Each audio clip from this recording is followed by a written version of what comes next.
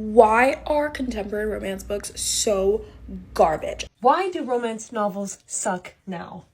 This is why 90% of romance books are so bad nowadays. We need to have this conversation. I'm a lover of romance, but I'm getting very tired and sick and tired. Romance readers are fed up with the state of romance right now. I have recently been on, particularly this year, a very noble mission to find what I believe to be the perfect romantasy book. And I've made a couple reading vlogs about that. But in my pursuit, I have been noticing these very particular pitfalls in romance pacing and subplots and the way that authors are going about writing romance recently. And just disclaimer, I have always been a little bit of an anti-romantic. Like, I'm not a very romantic person, but I've been a reader since I was a teenager, and I love books with a good romantic subplot. If a book can do that well, it can win me over pretty easily. So I'm increasingly frustrated at the level of quality that I'm seeing from the romantic subplots coming out right now, or these romantasy books in particular. But I think that this applies to romantic writing kind of across the board, including contemporary romance, for example. Okay, my secondary disclaimer is I'm also a staunch defender of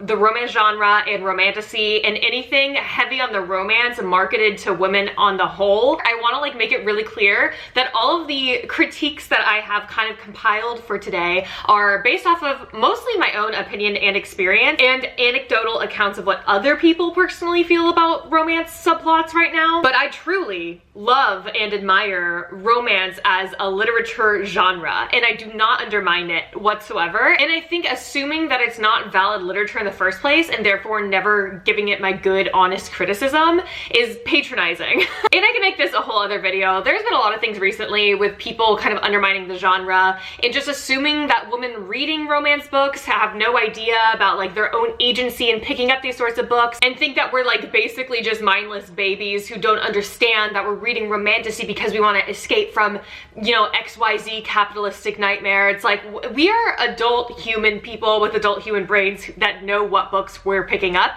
and we also understand the bounds of the genre and the expectations of the romance genre as well. And I'm kind of sick of reading opinion pieces by people, including this opinion piece called Romantasy at the End of the World, which doesn't seem to understand the parameters of what romantasy is in the first place. It also doesn't seem to acknowledge that adult women also have adult cognitive function and know what they're reading and understand the conventions of the genre better than this author did. Sorry, I really had to take a stab at that because it's been really bothering me. It's been on my mind. I do think that there is like often a gleeful like sadism in punishing women for enjoying romance. I believe that is very real, and I want to acknowledge that first and foremost. But it still is also patronizing to act like we cannot critique romance as it stands now, especially as fans of the genre who love these books but do notice like a decline in quality, especially in like the modern age of TikTok and publishing, marketing the way that it is. I want to acknowledge all of those things. It is an extremely popular genre. It is extremely sellable, and it is very susceptible to cash grabs and shortcuts. And I feel like as fans, as readers,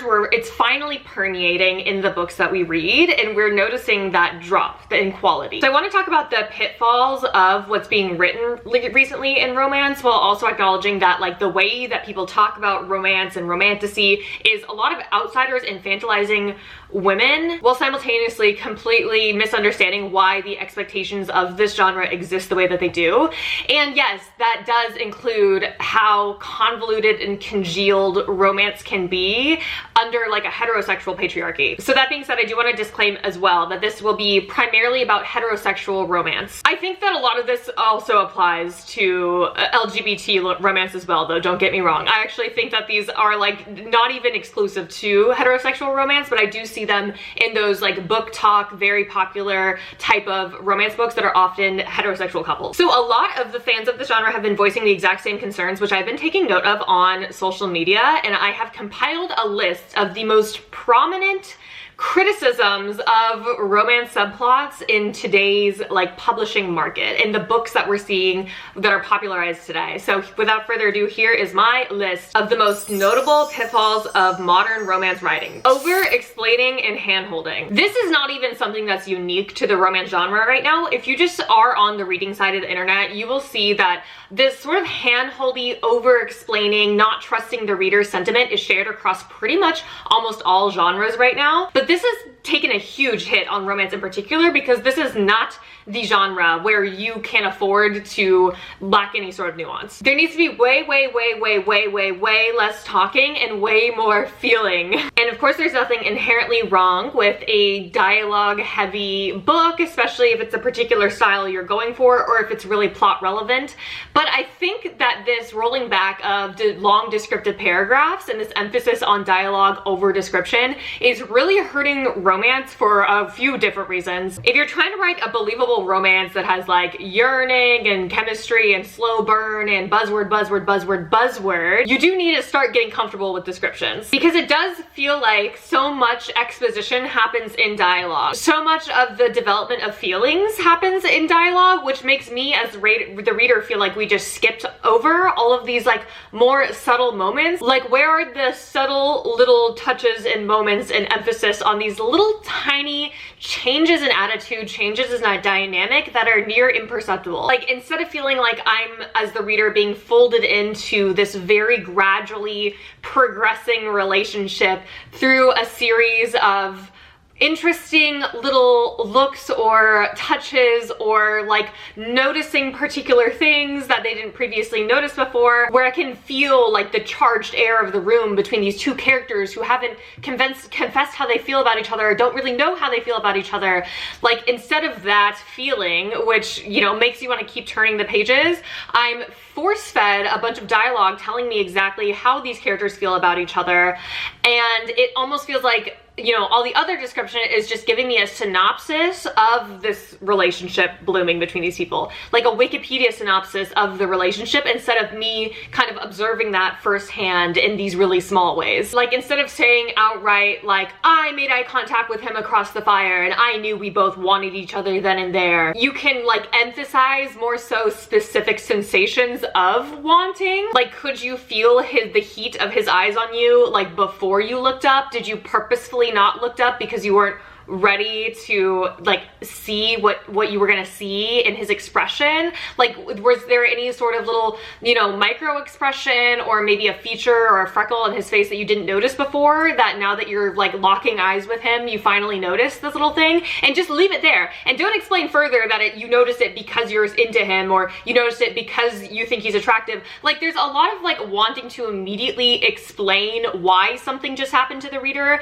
That is really exhausting. That's the hand-holding aspect of it. The dialogue is one problem, and then immediately needing to explain every single action or every single feeling that a character has is a whole other issue. Instead of focusing on like the sensation of attraction or like these tiny little things, especially if we are in first person point of view, like, what does it feel like to actually be like next to this person? What does it physically feel like? Instead of like telling me exactly how our main character feels about this person and how that person feels about them, like, instead of that, what are the sensations that they're feeling? I want to know that. If I'm in someone's body, if I'm in their first person point of view, what does it feel like? Don't tell me. Has our main character started having like a tingling sensation if the other character accidentally touches them in this one spot or something? Like, these little things, and just do that and then leave it. Let it stew. Let me stew in these moments. Let me wonder. I think one of my favorite examples of this is from the Josset Heir. Oh, like, there's like other problems with the Josset Heir, but I will say, in terms of like the romantic buildup, I really liked how the author dealt with these small, little, tiny, subtle moments and just left it as it was. I especially like this one scene where the main male character like folds the back of Sylvia, the main character's collar down. He's like a very high-strung person, and I always come back to that scene because that was in his own way, because of how well we know this character and we know he's so high-strung and we know that he is so like resistant and so self-contained. The fact that he would reach out to her to fold her collar down, which seems almost in line with his character because he's a very neat and orderly person, but the fact that he would go into her personal space to do that was him making like a huge stride of intimacy in their relationship. Like, that was a huge deal. These are the sorts of moments that I'm talking about that matter. And something like that is very reliant on the unique characterization of that main male character, which is also very important. It's these little moments that build chemistry, I think, in my opinion. And And it's like, this is exactly what we mean by Mr. Darcy yearning, Mr. Darcy hand flexing. That is an example of that. And I was trying to figure out, like, why is this so much more common now? Like, why is this issue of over-explaining all of their feelings and not letting me wonder about how they feel about each other? No mystery, no mystique, no nothing. Why is it so much more common now to have like walls of dialogue and very little description and everything just pre-chewed for me to read? And then I'm remembering that, like, on BookTube, like maybe 6 months ago or so, there was a lot of videos that came out about anti-intellectualism in the reading community in particular. And that's its like whole other video. One of the talking points in those videos that was very common was a lot of readers saying that they like to skip big description paragraphs. I actually just came across a reader like this authentically on my feed just the other day, where they were saying, like, does anyone else skip the big description paragraphs? Like, I wish authors would understand that no one wants to read that, and sometimes the curtains are just blue. Like, we're seeing this a lot more and more and more. I hate it. I'm so fed up with it, because no, the curtain is not just blue. This is not even unique to the romance genre in particular, but I do think that romance like suffers like catastrophic collateral damage from this line of thinking in particular, because I do think good romance does require like an emphasis on sensation and description, especially if you are trying to write, you know, a slow burn, like full of chemistry, charged atmosphere type of relationship. That just can't all be done over dialogue, because two characters coming together in usually unlikely circumstances can be confusing, confronting, and overwhelming. I want to know how that feels in the body, and you can't just tell me that over dialogue or in the narration, just over explaining that. And I worry that readers are encouraging authors to write this way, and I feel bad for the authors that are being, you know, pressured to write this way, where they're like tone down the description paragraphs, people skip paragraphs, all this stuff. It's very important to read descriptions. It's very important. Making use of that physical feeling kind of informs these more like microscopic, emotionally led decisions that our character makes, that I think, you know, moves the relationship dynamic along. But instead, you're skipping to dialogue to wait for the characters to just explicitly say what the point of the scene is, you know, to wrap it up all nice and neat for you, instead of having to, you know, flex your brain muscles to get there yourself. And I think this is an attention span thing. Everyone is suffering quite a bit, but I think this is one of those ways. And it kind of connects to what a lot of showrunners have been saying lately about streaming services encouraging script writing to be very much like heavy on the exposition in dialogue, because they're writing for audiences that they think are going to be sitting on their phones the entire time they're watching. And unfortunately, like, they're not wrong. I just think it's such a disservice to like art as a whole to encourage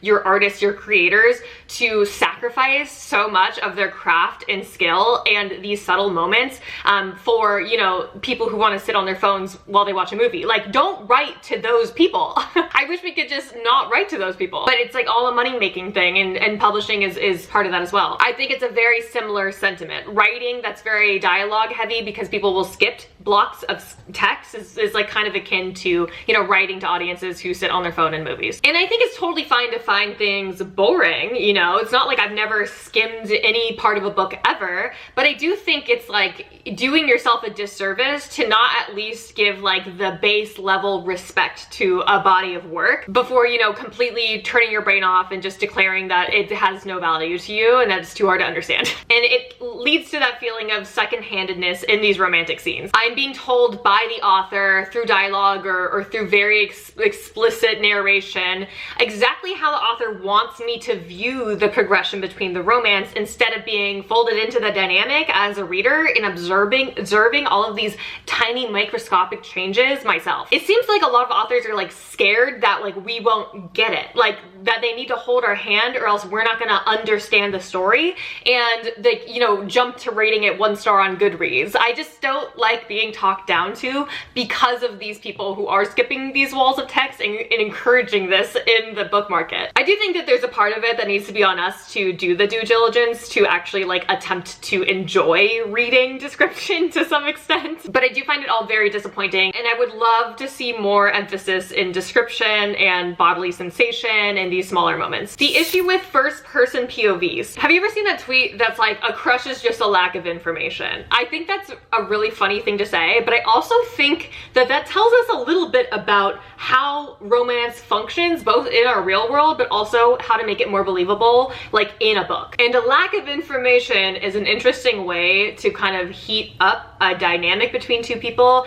I think projection is a really good tool for building chemistry, especially for two characters who maybe are strangers or they're starting in a very negative place, like they're enemies or rivals or something like that. I do feel like the lack of information about the other person is important for building intrigue in a romantic dynamic. Like in real life, the lack of information about a person and the kind of room to misinterpret certain gestures and things that were said to you adds an air of mystery to this person. It makes you want to get to know them further or be in their space more to see how they react to certain things or react to you doing certain things. And I think it's that space in between, that mystery in between, is like where your crush develops in real life, or at least that's how I view it. The unknowing makes you curious. It makes you curious about maybe, you know, testing certain boundaries with this person, or maybe you start paying a particular closer attention to certain things about them. I almost think, I had this train of thought where I was like, I almost think we should treat romance a little bit more like mystery thriller. Like, not totally, because obviously we want to stick to the same genre conventions and have our happily ever after where we know that they're going to end up together. But I do think there is something to take away from like the mystery writers who know that like you can't give everything away up front, or the reader can't know so much more than the, you know, main character point of view, to keep us turning the page to see how the chemistry builds on itself, to see what the reactions are to that kind of boundary pushing in these relationships. And I think mixed with the previous point about hand-holding and with first person point of view, you often get a main character who is like really prone to just like saying every single thing that they think and feel about the other person at any given moment. It just feels like these characters like intellectualize all of their thoughts and think in like full and complete sentences and analyze every single passing thought that they have about this person. And it's not in a way where they're using a particular like sense of voice where they have a character who tends to over, you know, intellectualize their thoughts and everything like that. It's never like that. It's done explicitly so the reader never gets confused about how the main female character, for example, feels about the main male love interest. If there was a little bit more withholding information, maybe our main character is denying their feelings a bit, maybe try not having them even acknowledge how attractive the other person is until they have established more of a relationship, because I'm tired of knowing so much more than I need to about the romance dynamic. Typically, no person is like thinking in full sentences exactly how they feel about a particular person every single step of the way at the exact correct time their opinions of them are supposed to change to move the plot along. It's awfully convenient, and it just ends up feeling very contrived and very inhuman. And if you want chemistry, if you want like heated romance slow burn, you can't have them feel so inhuman. But even still, for like more complicated feelings, like having attraction to someone that you know that you shouldn't, you wouldn't have the main character being like, oh my gosh, I find him so attractive, but I can't because he killed my family. Who thinks like that? Even as someone who over intellectualizes my feelings, it's more noticing ways in which I'm looking forward to seeing this person, or ways in which I care a little bit more about their opinion, and then, you know, slowly being like, having those moments compound on each other, because that's what it feels like to be in a body. Like, you can still have a first person POV and not necessarily have this problem at all, especially if you've established a very unique character voice. It can actually be a really fun way to read a book. But I just noticed this being more of like a shortcut for authors to not have to like find clever ways to articulate feelings, like through description. As I said previously, it's more just like, well, if I have a first person point of view, then she can just say how she feels and then I don't have to describe it. Instead of it being a stylistic choice a lot of the time. Especially if you have a character and she's flawed in the sense of like, she was always in like fight or flight her entire life. She always had to provide for her family. So she is kind of a no nonsense type of woman. She's not a romantic. She's never had time for romance in her life. For example, why would she be able to articulate her feelings in her narration like that, like so elegantly. Instead, you would have a main female character who totally outright doesn't even acknowledge how attractive she thinks this guy is. Or maybe she does these little things to deny herself attention from him, for example, or any acknowledgement of how she may feel about him gets shut down immediately without her even realizing. And you can do that through a lot of different ways because it's a muscle that she's never had to flex before, because that's her characterization. I just feel like you need to consider the main female character's characterization if you are going to do a single POV, and I'm not noticing it like that. So the single point of view issue kind of leads me to a bit of a sub point about point of views, which is the self-inserting issue I've been seeing a lot recently. Another like reader-led trend I've been seeing recently, or some discussion I've been seeing, is a lot of readers saying that they struggle with third person point of view or second point of view or anything that's not first person because it makes it harder to self-insert. Like they say, I like to view myself as the main female character. I've seen a sentiment that's like, it doesn't matter what color hair the main female character has because it'll be my color hair. So instead of experiencing the story as a reader and observer, it's like they're an active participant and are kind of like transposing their own morals and values and traits onto the main female character whose head that they're in, which I think in turn has encouraged a lot of authors to write these very like blank slate, one note Mary Sue type main characters to allow for readers to do that more and more and more often. Here's my suggestion for that. I think instead of reading these books, you can go on over to AO3 and you can read a Y/N self-insert reader X your favorite K-pop idol fanfic instead, because I want to read a story about two dynamic, unique characters coming together and falling in love despite whatever circumstance or whatever, you know, trauma they're bringing to the situation that is unique to them as characters in a story, so that this author can tell a story and have like themes play out. I want to read a story. I don't want to read a book and realize, oh, I'm meant to be the main character and the point of this book is the main male love interest. All of the interest and all of the weight of the novel is then put onto the main male love interest instead of the main female character, because she's just supposed to be kind of blank slate, like ambiguous trauma, kind of sad, maybe poor, maybe the chosen one.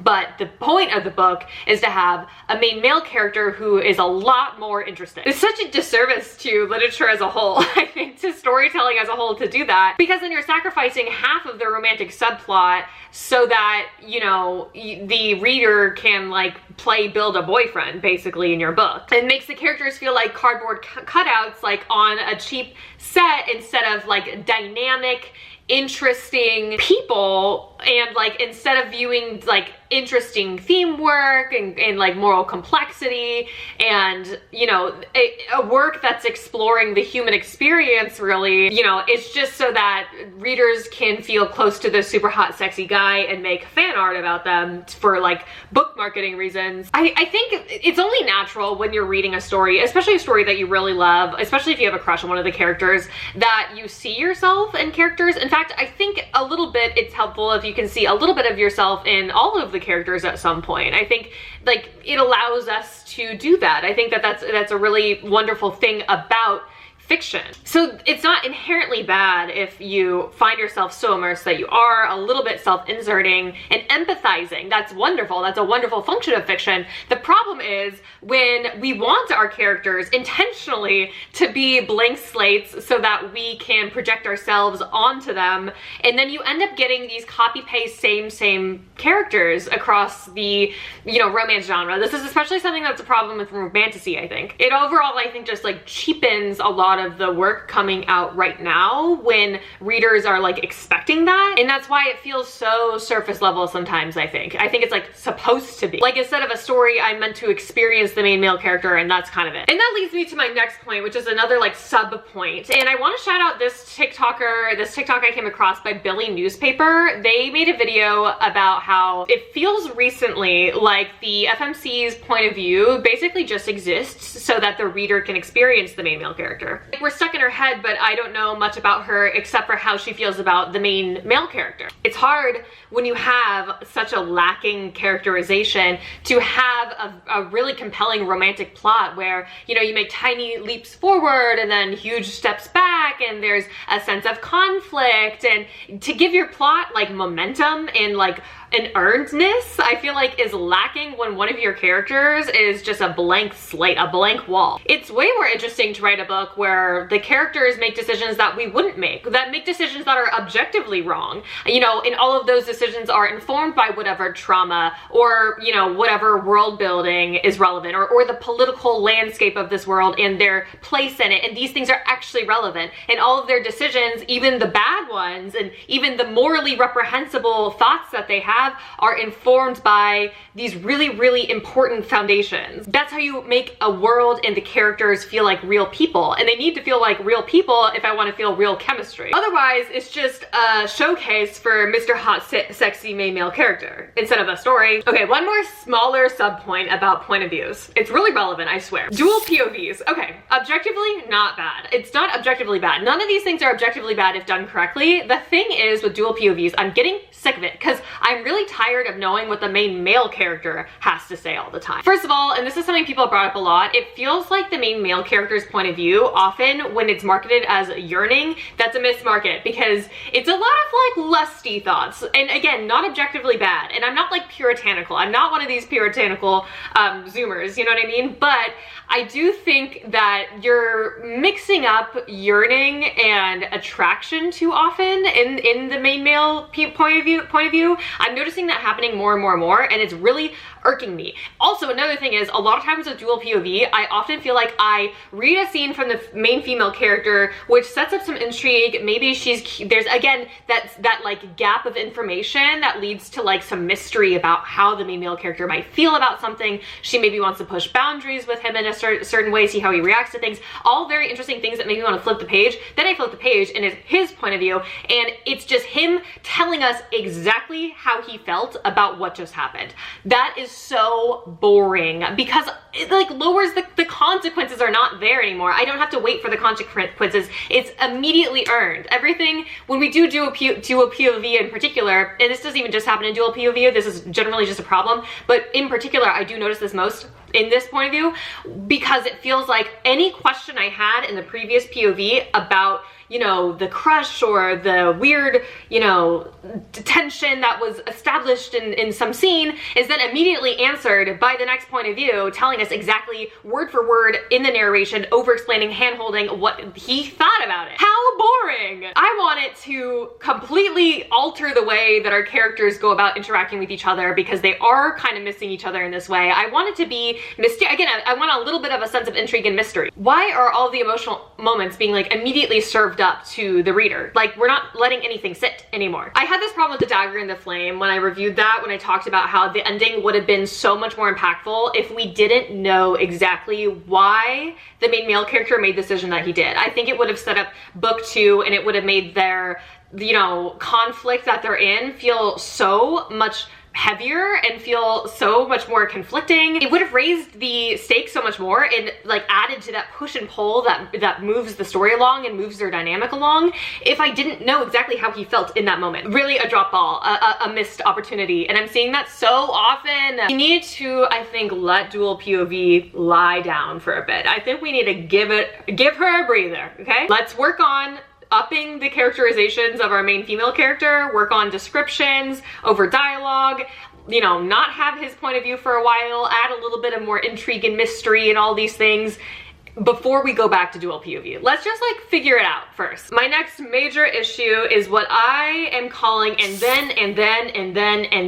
then storytelling. And this is not exclusive to romance once again, but I think romance really suffers for this. What I mean by this is when it feels like a romance book is aimlessly meandering me around through inconsequential events just so that we can hit like certain tropes. And you can reference my slow burn video for this. I talk more about this, but I do feel like because of book talk and short form videos and the way that marketing works now and how everything is like so immediate and we need to communicate quickly on short form video platforms, we have used tropes as sort of like a shorthand. And I use tropes as well. It is relevant, but it does come with some detriments. But because we use those tropes in those shorthands that people really love to be marketed to with them, we end up having this problem where a lot of authors, I feel like nowadays, are like writing romance books that are actually just like 5 different trope scenes and then meandering like between those tropes to get there. So basically you'll have someone who wants to write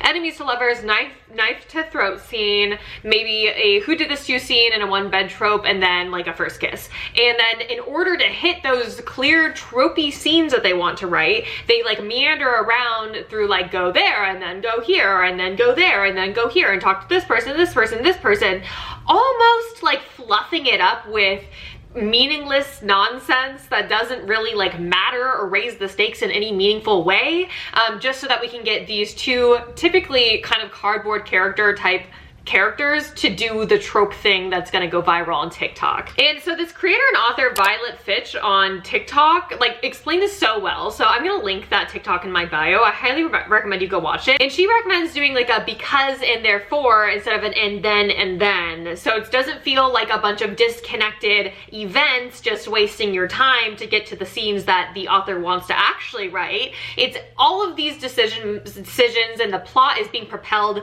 by stuff that is grounded in the foundation of these characters or the world or the politics or whatever it may be. So the way that she, or like kind of the analogy that she used in her video, which I recommend you go watch, it's very eloquent, was, you know, instead of just crossing the river to get to your destination, you have an author in this case being like, we're gonna meander around these trees and then we're gonna go up this path and then we're gonna go, you know, climb this mountain, then we're gonna take a bus and then we're gonna take like a train and then we're gonna take our bike and then we're gonna walk some more around these trees and then we're gonna cross the river, which feels like a huge waste of time and just all these disconnected events being dragged out for the sake of like pages. Make it like appear like a plot, but it's really like just hauling the reader around so that they won't notice that these conflicts aren't like rooted in anything very believable. And that push and pull that keeps us turning pages is like kind of manufactured. It's a real problem. And then she recommends that the way that it should feel is that instead of doing all that meandering across the forest, you cross the bridge across the lake and you look back and you realize that the bridge is made of all of these individual planks that have been laid over the course of your story. Like that's how a romance can feel earned. And that's when a romance feels really believable and really earned, is when all of those little micro decisions, those little things that are informed by how our characterizations are really fleshed out and their traumas and the conflict and all of the breakthroughs they've had and how they've employed that into the, you know, the rest of their journey and everything like that. How all of those little things add up so that the emotional payoff actually means something. Like when we get to the one bed trope, it actually feels like we've made significant progress to be able to like earn this, you know, steamy scene or whatever. Instead of what is really happening, which is trope.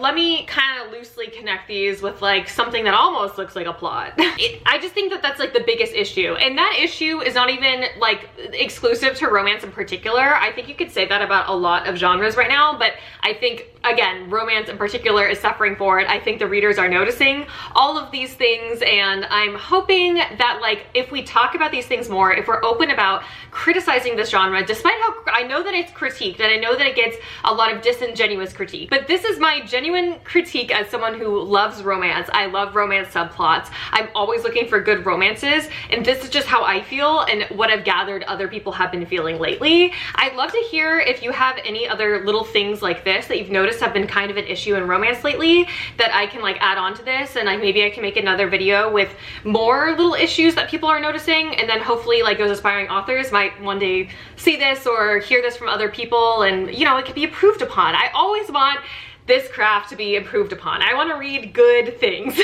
I love romance so much. I really do. So if you are watching this and you made it to the end, I just want to let you know I am going to continuously be doing my reading vlogs where I read romantasy books and try to find the perfect one for me. I think I'm going to make that a series on my channel where I keep doing that. So far I've done 2 vlogs like that. So if you have tastes like I do, if you're fed up in those things like I am, keep an eye out for my vlogs. Like I'll continue to be critical in this way about those books so that I can find a really good one for the both of us. Again, let me know your thoughts. Thank you so much for watching. I will be back with more thoughts as usual. See you later. Bye.